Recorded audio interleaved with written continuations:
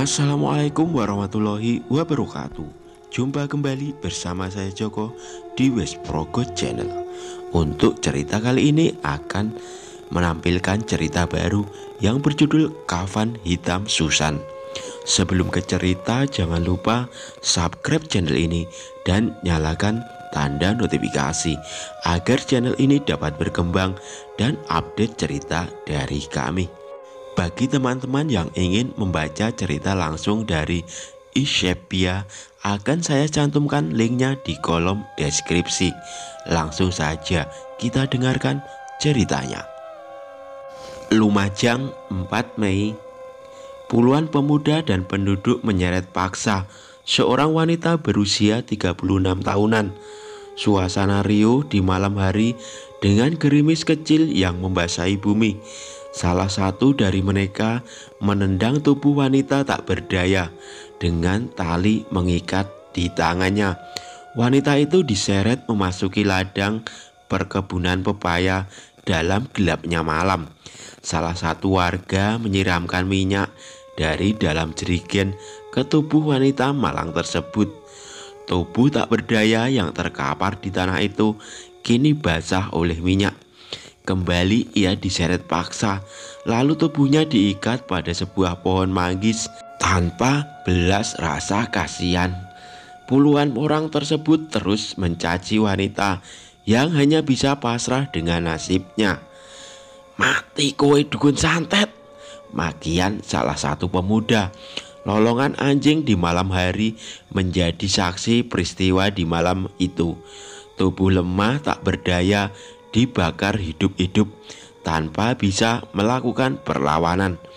Para pemuda dan penduduk yang termakan hasutan masih mencaci maki tubuh wanita yang menggeliat kesakitan dalam besarnya kobaran api yang membakar tubuhnya sebelum mereka membubarkan diri.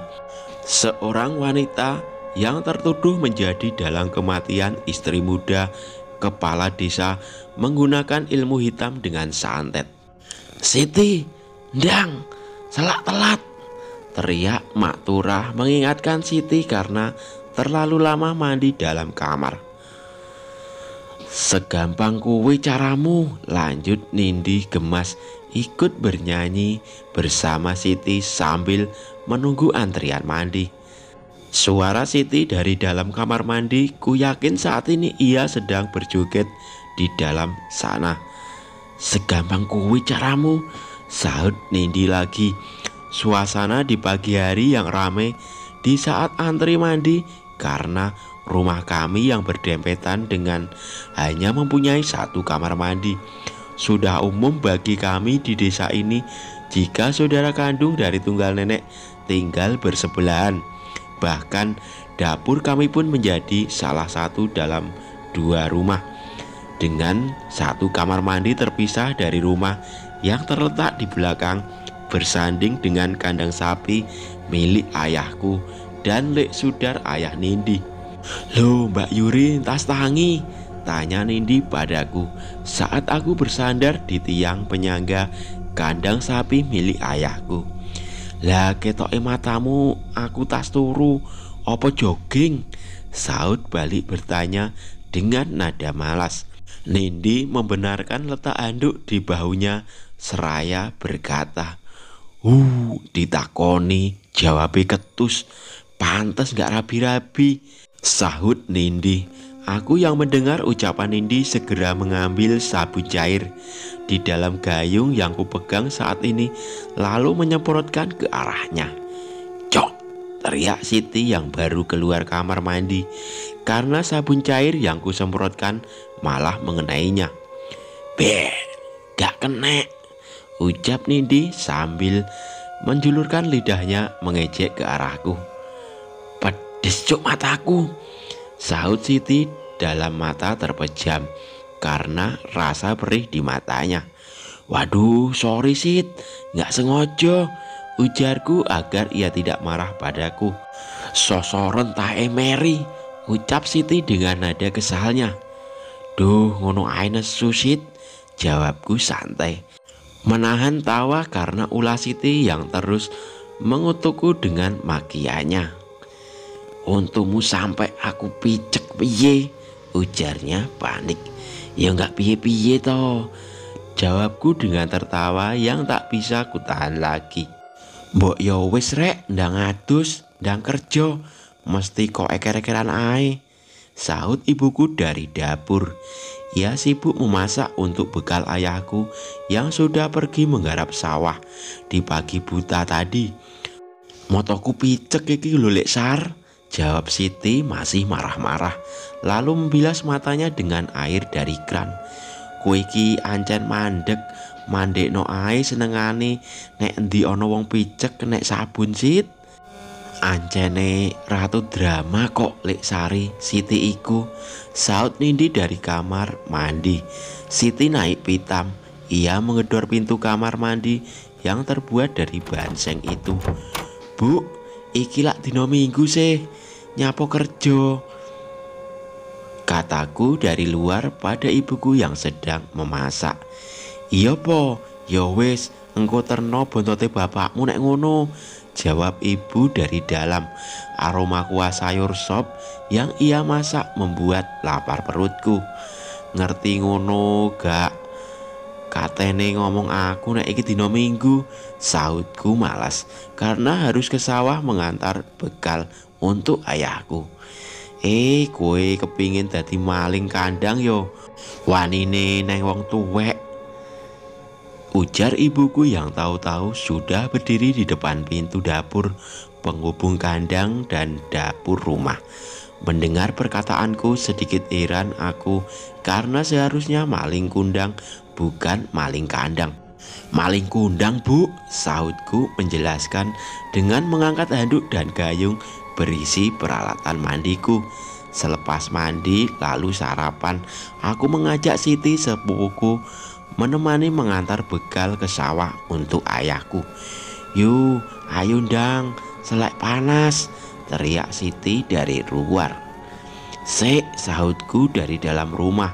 Belum sempat ku selesaikan mandi, Siti sudah memanggil dari luar. Suwen kowe iki kah? Jawab Siti menghampiriku ke dalam rumah. Kene tak tulungi, lanjutnya sambil berdiri ia ikut makan di piring yang sama denganku saat ini. Kelakuannya memang semaunya sendiri. Sejak kami kecil, ia selalu meminta snack yang kubeli dari warung seharga 500 perak. Dan aku pun tak keberatan karena kelakuannya. Karena masih saudara sendiri, ia adalah anak Lek Yanto, pamanku yang merantau ke Kalimantan. Sedangkan Siti menetap bersama kami dalam rumah, dua rumah yang menjadi satu. Kadang ia di rumahku, kadang ia di rumah Nindi. Dengan rantang berisi nasi, sayur sop serta dadar jagung buatan ibuku tadi pagi, kami berdua menelusuri jalan setapak menuju sawah milik keluargaku. Nyanyian Siti menemani perjalanan kami melewati galengan sawah. Pemandangan serba hijau di setiap arah mataku memandang. Hamparan sawah terbentang luas. Lek Rudi, teriak Siti memanggil nama ayahku yang sedang mencangkul di sawah. Mendengar namanya dipanggil, ayahku melepas caping lebar yang ia kenakan, lalu melambaikan ke arah kami dari kejauhan. Dengan lahapnya ayah memakan bekal yang kuantarkan untuknya sambil berteduh di pondok tengah sawah.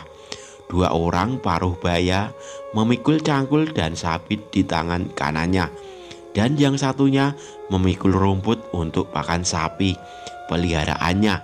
Sedang berjalan beriringan menyelusuri garangan tengah sawah menuju ke arah kami. Aku mengenal mereka, Pak Jamal dan Pak Muklis. Mereka tengah mengobrol serius di tengah perjalanan menuju kemari.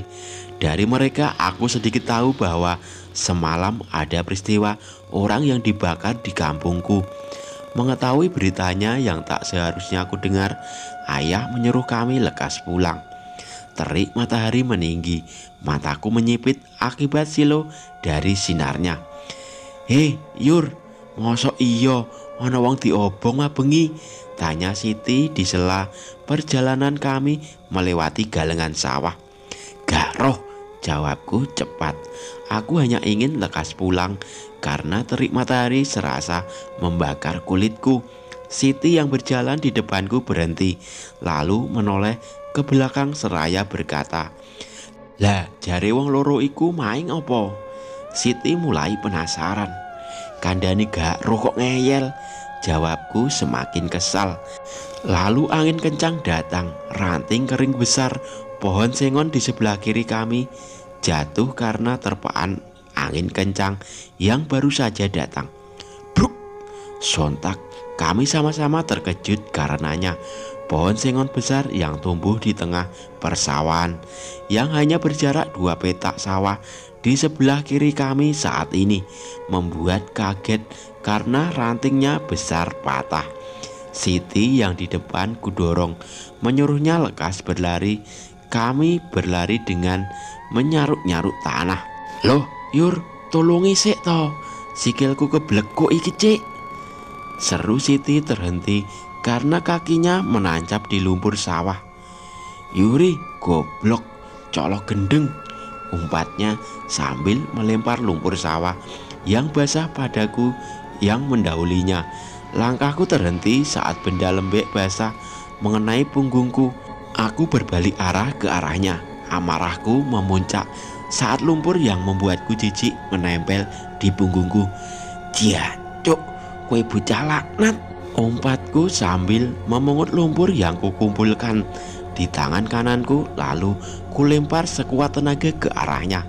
Lumpur yang kulempar mengenai bagian depan bawah dadanya. Siti mulai membalas dengan lumpur yang ia pakai lebih besar ke arahku. Akhirnya ku terkam Siti hingga kami berdua berguling di tengah sawah. Kami berdua pulang dengan badan penuh lumpur. Bahkan rambut kami pun tak luput dari lumpur sawah. Baju cerah yang tadi kami kenakan kini berwarna lumpur. Ibu mulai mengomel karena kelakuan kami mirip anak kecil. Malam ini sangat berbeda dengan malam sebelumnya. Jam masih 8:30 malam. Suara lolongan anjing tersebut saling bersahutan. Perasaanku mulai tidak enak. Hawa yang kurasakan saat ini amat berbeda. Bulu kudukku mulai menyerang. Kuputuskan tidur bersama Siti dan Nindi di rumah sebelah milik Lek Sundar. Dengan bantal dan selimut yang saat ini aku bawa, aku melewati dapur karena dapur kami menjadi satu. Sangat menguntungkan bagiku. Gludak! Langkahku terhenti saat melewati dapur. Suara benda jatuh dari atas mengejutkanku. Suara cicitan tikus dari arah atas membuat napas yang sempat kutahan lagi kehembuskan cepat, lalu mempercepat langkah. Lega rasanya saat sampai di rumah Lek Sundar. Buru-buru ku masuki kamar Nindi dan Siti yang memang sudah mempunyai ranjang bertingkat. Siti mendapat ranjang di bawah, sedangkan Nindi di atas, mirip anak panti asuhan. Ku lempar selimut dan bantal ke atas ranjang, di mana Nindi saat ini sedang bermain gawainya. Pelan-pelan ku naiki tangga di samping ranjang. Siti sedang berdandan memakai masker di depan kaca rias. Ia tidak mempedulikan kehadiranku. Mungkin perasaannya masih kesal karena kejadian di sawah siang tadi. "Ronoan," kataku pada Nindi meminta bagian ranjangnya untuk tidur bersama. "Senengane ganggu ae iki kah?" jawab Nindi sambil bergeser ke samping tembok. Lolongan anjing di malam hari membuat suasana semakin mencekam di malam hari ini. Duk, duk, duk. Aku terkejut saat mendengar suara tembok dipukul pelan dari luar. Aku dan Nindi saling berpandangan sebentar. Dalam benak kami saling bertanya.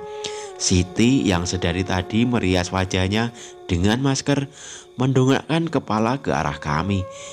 "Opo iku mau?" tanya Siti padaku dan Nindi. "Dak weruh," jawabku lirih. Siti buru-buru menaiki ranjang, tapi bukan ranjang tidurnya, melainkan ranjang tidur di atas tempat aku dan Nindi berada saat ini. Lap! Tiba-tiba lampu padam. Kami bertiga berbaring bersama dalam satu ranjang semakin terasa sempit. Suara lolongan anjing semakin terdengar riuh di malam hari. Suasana malam ini sangat aneh dan sangat mencekam. Tolong! Dek, jantung terasa berhenti berdetak. Kami bertiga terkejut bersamaan. Suara wanita minta tolong dari luar rumah yang hanya dibatasi dinding terdengar pelan dan sangat jelas. Keringat dingin mulai keluar membasahi kening, wajah, serta lengan kami. Hawa sumuk bercampur dingin yang kami rasakan saat ini membuat batin semakin tertekan dengan suara yang berasal dari luar. Entah suara siapa. Yang jelas masing-masing dari kami enggan untuk beranjak dari ranjang. Dalam gelapnya kamar karena mati lampu, jemari kakiku terasa menyenggol sesuatu di ujung ranjang. Seperti betis seseorang berbaut kain tipis. Karena gelap, ku coba meraba kanan kiriku. Badan Nindi di sebelah kiriku sedang gemetaran. Sedangkan di sebelah kananku, Siti yang berbaring mengarah padaku, memegang erat tanganku yang akan merabanya. Tak berapa lama lampu kamar kembali menyala. Alangkah kaget bercampur ketakutan saat mata kami bertiga melihat ke arah ujung ranjang. Sosok pocong dengan kain kafan hitam sedang duduk di tepi ranjang bersandar di tembok. Ah! Kami bertiga berteriak bersamaan dengan memejamkan mata. Bruk! Ranjang yang kami tempati ambruk ke bawah karena tak kuat menahan getaran serta bobot berlebih dari berat kami bertiga. Pintu kamar tempat kami tumpang tindih saat ini tengah terbuka lebar. Mak Turah, nenek kami, membukanya secara spontan sebelum ia terbongok menuju kamar kami karena suara teriakan keras kami. Kami jatuh ke bawah dengan posisi saling tindih dan apesnya Siti yang tadi di sebelahku harus bertindih badan kami berdua. Beruntung Siti masih sadar. Tangannya memukul punggung kami berdua berulang kali, diselingi suara rangan menahan sakit. Astagfirullah, ucap Mak Turah saat mendapati ranjang Susan telah ambruk. Lek Sundar dan Lek Tina, ayah ibu dari Nindi, tak kalah kaget. Bagaimana bisa ranjang yang kokoh terbuat dari kayu berkualitas bisa ambruk seperti sekarang ini? Lapo bengok-bengok tengah wengi kowe iku lho, Rek? Tanya Lek Sundar heran menatap kami bertiga yang masih syok karena penampakan pocong berkafan hitam tadi. Ono pocong, Pak, jawab Nindi sambil beranjak bangkit. Pocong? Tanya Mak Turah heran. Ia beradu pandang dengan Lek Tina dan Lek Sundar yang berdiri di belakangnya. Iyo Mak, sahutku cepat meyakinkan Mak Turah agar mereka percaya pada kami yang bernasib sial malam ini. Goroh to ae, paling yo guyon, kata Lek Tina tidak percaya karena saking seringnya kami bertiga bercanda. Diomongi kok ora percoyoan, pian iki Bu. Dasar, kilah Nindi sambil berlalu keluar kamar. Tok, tok, tok. Tak lama suara ketukan keras di pintu. Dari suaranya kami mengenal siapa yang sedang mengetuk pintu itu. Mak Turah serta yang lain beranjak ke depan. Sementara aku dan Siti masih lemas. Penampakan pocong masih terngiang di pikiran kami berdua. Bokongku mejen lur, ucap Siti lirih sambil memegangi bokongnya. Aku enggan menjawabnya. Lebih baik bergabung bersama yang lain di depan sana sekarang ini daripada pocong itu datang lagi. Di depan sana sekarang Yerin sedang bercerita pada Lek Sundar dan Mak Turah. Namanya mirip dengan orang Korea. Sepupuku Yerin yang berpenampilan layaknya anak Pung ini memang lahir di Korea. Lek Sumi, ibu dari Yerin, menjadi TKW di Korea. Entah kenapa bisa Yerin berada di Indonesia sekarang ini. Aku pun masih penasaran sebenarnya. Karena Lek Sumi tidak pernah pulang lagi semenjak menjadi TKW di Korea. Aku pernah bertanya pada ibu, Beliau menjawab, waktu masih bayi, Yerin diletakkan dalam kardus lalu dikirim ke Indonesia. Sungguh jawaban yang tak masuk akal bagiku. Meski begitu, aku mempercayainya karena ibu yang bercerita meski dengan nada candaan recehnya. Yerin sendiri terbilang sangat nyeleneh penampilannya karena gadis muda yang usianya di bawah 1 tahun itu banyak tato menghiasi lengan tangannya serta punggungnya. Lalu kedua daun telinganya penuh tindik meski berpenampilan unik. Bagiku gayanya terbilang cukup berkelas untuk gadis desa seusia kami. Kulit putih cerah, punya usaha salon sendiri meski dimodali oleh kedua orang tuanya di Korea. Dan satu lagi yang sangat membuatku iri padanya, Yerin sudah 11 kali menolak lamaran pemuda yang ingin meminangnya. Sedangkan diriku di usia yang ke-25 tahun ini tak ada satupun yang datang melamarku.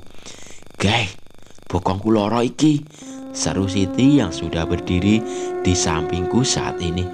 "Mbak, aku mau curhat," kata Yerin manja sambil berlari menghampiriku saat mengetahui aku juga berada di rumah Nendi.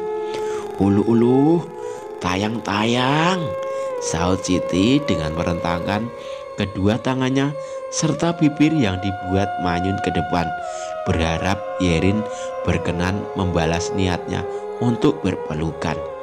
"Gila Sit," kata Yerin sambil menempel kedua tangan Siti ke arahnya. "Oh, anak kadal, disayang kok ndak gelem," umpat Siti kesal karena candaannya tak mendapat sambutan dari Yerin. "Delok rupamu digek kono lho Sit," kata Yerin karena wajah Siti yang putih mengenakan masker wajah. Karena ranjang tempat tidur di kamar ambruk, kami memutuskan tidur di ruang tengah. Siti tidur di atas kursi panjang berbahan spons di atas kami, sementara kami bertiga tidur di bawahnya. Yerin mulai bercerita. Yang awalnya aku kira Yerin akan bercerita tentang pemuda yang dekat dengannya, malah bercerita tentang pocong yang ia lihat waktu makan bakso di warung Mbak Mila, penjual bakso dan kopi yang ramai di desa kami. Lek Sundar memasukkan motor Yerin karena malam ini ia putuskan menginap bersama kami. Yerin sendiri sudah punya rumah dan hidup serba bercukupan karena biaya hidupnya yang ditompang oleh kedua orang tuanya meski jauh. Yerin mulai melanjutkan ceritanya yang sempat tertunda karena Lek Sundar memasukkan motor. Oke, sampai di sini dulu cerita dari kami. Nantikan kelanjutannya. Jangan lupa subscribe, like, share, komen, dan nantikan cerita menarik dari kami. Wassalamualaikum warahmatullahi wabarakatuh.